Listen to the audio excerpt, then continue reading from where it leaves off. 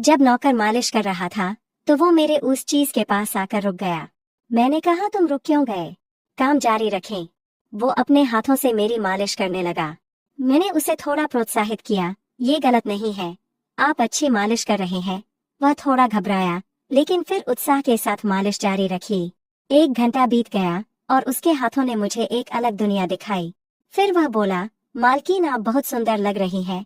उसने मुस्कुराते हुए कहा, और मैंने भी उससे कहा, आप बहुत अच्छा काम कर रहे हैं। उसने बिना सोचे मुझसे पूछा, क्या तुम मेरे साथ क्रिकेट खेलोगे? नमस्कार दोस्तों, आज के स्टोरी में आपका स्वागत है। मेरा नाम पायल है और मैं दिल्ली में रहती हूँ। मैं देखने में बहुत सुंदर हूँ। मेरी गहरी भूरी आंखें, मेरी कोमल त्वचा पर गुलाबी होंठ और लंबे काले बाल एक विशेष आकर्षण है, जो सीधे मेरी पीठ तक जाते हैं। मेरी ऊंचाई 5.7 फुट है और मेरे शरीर की प्राकृतिक सुंदरता साफ नजर आती है। मेरे शरीर के हर उतार चढ़ाव को देखकर कोई भी मर्द या जवान उसमें खो जाना चाहता है। मेरी शादी 7 साल पहले हुई थी। मेरे पति राहुल एक सफल बिजनेसमैन हैं। उनके पास बहुत पैसा है, इसलिए वे जो चाहे खरीद लेते हैं, चाहे वो कोई वस्तु हो या महिला। राहुल हमेशा बाहर रहते हैं और घर पर ज्यादा समय नहीं बिताते, इसलिए मैं भी अपने जीवन में स्वतंत्र और आनंदमय जीवन जीती हूँ। हमारे घर में एक नौकर था, लेकिन किसी कारणवश उसे अचानक गांव जाना पड़ा। उन्होंने कहा कि उनका बेटा रोहित उनकी जगह काम करने आएगा। कुछ दिन बाद उनका बेटा हमारे पास आया और घर का सारा काम करने लगा। रोहित एक युवा, आकर्षक और संपन्न लड़का था। वह साफ सफाई, बर्तन धोना और अन्य सभी कार्यों को व्यवस्थित करता था। हमारे घर में आजादी थी, कोई रोक टोक नहीं थी, इसलिए उसे यहाँ रहना अच्छा लगता था। एक दिन वह रसोई में सब्जी बना रहा था, तो मैंने उससे कहा कि तुम सब्जी कितनी अच्छी बनाते हो। दरअसल जब तुम किचन में होते हो तो मुझे कोई काम नहीं करना पड़ता। रोहित मुस्कुराया और बोला, मालकिन मैं जब काम कर रहा होता हूँ तो आपको चिंता करने की कोई जरूरत नहीं है। फिर एक दिन मुझे एक दोस्त की बर्थडे पार्टी में जाना था। पार्टी बहुत देर रात खत्म हुई और मैंने बहुत ज्यादा शराब पी रखी थी, इसलिए मैं सुबह देर तक सोती रही। करीब 11 बजे मेरी नींद खुली तो मेरे कमरे में अंधेरा था। मैंने कुछ देर और बिस्तर पर आराम किया और फिर उठकर बैठ गई। मैंने रोहित को आवाज दी और चाय लाने को कहा।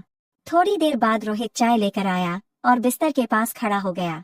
उसकी आंखों में कुछ अलग सा था। मैंने उसके चेहरे की तरफ देखा, वो मेरी तरफ ही देख रहा था। शायद मैंने उस पर ज्यादा ध्यान नहीं दिया। फिर मैंने उससे पूछा, क्या हुआ, क्या तुम कुछ कहना चाहते हो? उसने जवाब दिया, नहीं मालकिन, कुछ नहीं। फिर मैंने उससे कहा, तो तुम यहाँ क्या कर रहे हो? फिर वह चला गया।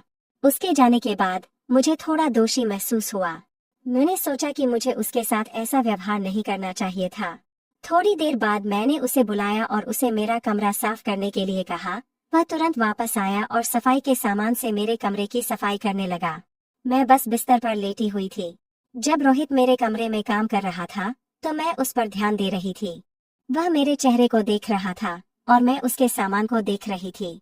मैं समझ गई कि उसके मन में क्या चल रहा है। मैंने उससे पूछा, तुम यह दूसरा क्या काम करते हो? तो उसने कहा, मैं गांव में बच्चों को पढ़ाता हूँ। फिर मैंने पूछा, सिर्फ पढ़ाते हो या कुछ और भी करते हो? उसने कहा, मैं शाम को अखाड़े में जाता हूँ। मैं मुस्कुराई और कहा, मुझे नहीं लगता कि आप अखाड़े में जाते होंगे। बाद में जब हम बातें कर रहे थे, मैंने उससे कहा, मेरा शरीर बहुत दर्द करता है, क्या तुम मेरी मालिश करोगे? वह थोड़ा शर्मिंदा हुआ और तेल लेकर आया। मैंने उसे तेल से मालिश करने से मना कर दिया। अब रोहित धीरे से मेरे पैरों की मालिश करने लगा और मैं सोच रही थी कि यह मेरे पैरों के ऊपरी हिस्से पर अधिक ध्यान देता है। उनका मन मेरी टांगों की ओर घूम रहा था। मैंने उसे और जोर से मालिश करने को कहा। उसने झिझकते हुए कहा, मालकिन, आपके पैरों को आराम की जरूरत है, इसलिए मैं हल्की मालिश कर रहा हूँ। मैंने हंसते हुए कहा, मुझे धीरे धीरे मालिश करना पसंद नहीं है, तुम थोड़ा जोर से करो। वो थोड़ा जोर से मालिश करने लगा। उस वक्त मुझे उसका काम बहुत अच्छा लग रहा था।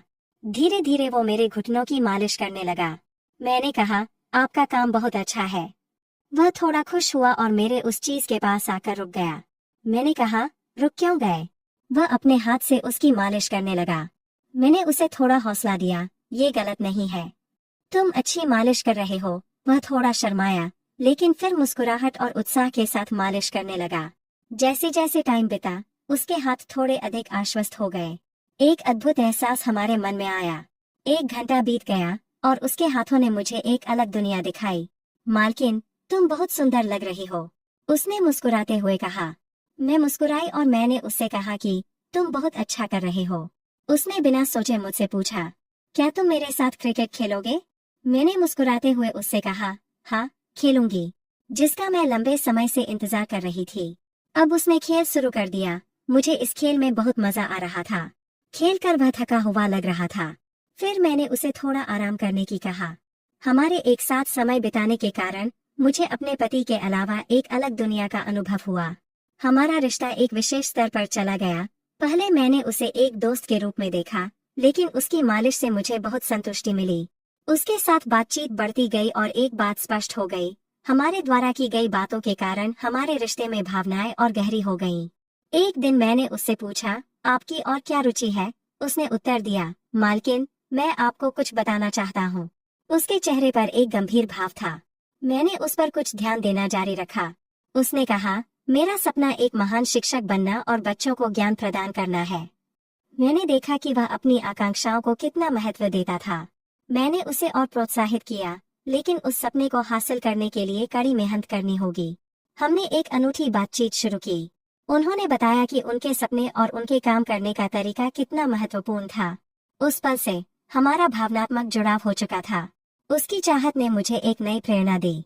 इस तरह हमारा जीवन साथ साथ चलता रहा। एक दिन मुझे एहसास हुआ कि मैं उससे प्यार करती हूँ। मुझे चिंता थी कि यह एक भ्रम हो सकता है। मैंने अपने मन की गहराइयों से उससे पूछा, क्या तुम जानते हो मेरे पति के बारे में मैं क्या सोचती हूँ? वह रुका और बोला, क्या तुम अपने पति के साथ खुश नहीं हो? मैंने उससे कहा, उसे केवल काम से मतलब है। रोहित ने कहा, तो क्या तुम हमारे रिश्ते को और गहरा करना चाहती हो? मैं असमंजस में थी। जब मैं रोहित के साथ थी तो खुश थी, लेकिन मुझे अपने पति की याद आती थी। कभी कभी मुझे उसके लिए प्यार महसूस होता था, लेकिन अगले ही पल मेरे विचार गहरे हो गए। फिर एक दिन रोहित ने मुझे अपने मन की बात बताई। उसने नरम रुख अपनाया और मुझसे कहा, तुम मुझसे शादी करोगी? फिर मैंने मन बना लिया कि अब मुझे कुछ तय करना ही होगा। रोहित के प्यार को एक मौका देना होगा, और ये सब मुझे रोहित के सामने बताना होगा।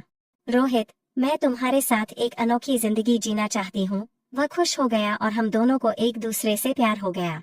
यह एक असामान्य प्यार था, विश्वास और समर्पण से भरा हुआ।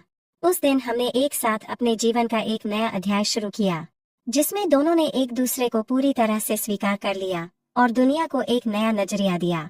रोहित के साथ रहते हुए मुझे नई प्रेम कहानी का एहसास हुआ। प्यार कभी विफल नहीं होता, और उसके साथ रहने का मतलब जीवन के हर पल का आनंद लेना है। इस तरह हमारा रिश्ता एक नई विशिष्टता से भर गया। दोस्तों, इस तरह की और अधिक रोमांचक कहानी के लिए हमारे YouTube चैनल को सब्सक्राइब करें। धन्यवाद दोस्तों।